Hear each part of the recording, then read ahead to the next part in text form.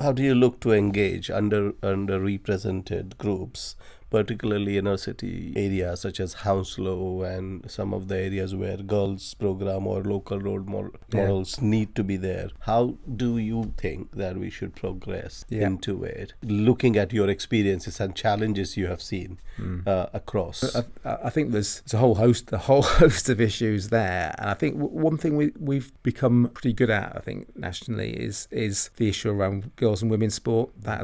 There's been a massive takeoff in that. You talk about the 12 teams that were at the Middlesex Schools and the Sport Impact Festival. Recently, we started to try and do girls cricket, and we were lucky if we got 3 teams. That's clearly grown.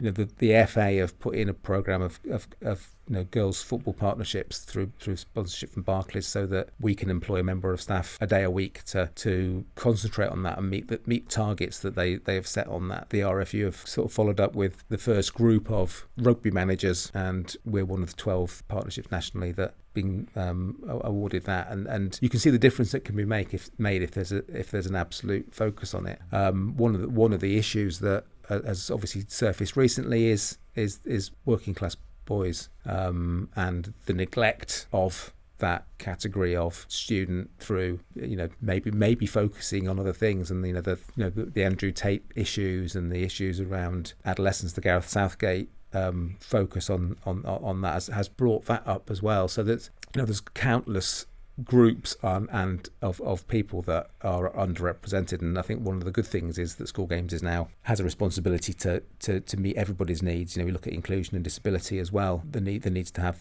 the focus on that. So there are so many different ways, so many different things to look at that you have to prioritise some of those things. But I think one of the other ways of dealing with it, as long as it's explicit and not just we can cover that, but is by saying that every child matters and every child is important to us. And if they're part of a group of children that don't like something, then we can do something for that group of children. But again, everything comes back to how we make them feel. And if they are in a group that aren't, why are that group not active? Why are that group not involved, engaged? What can we do? And I think with everything, you start small and you try to grow it. And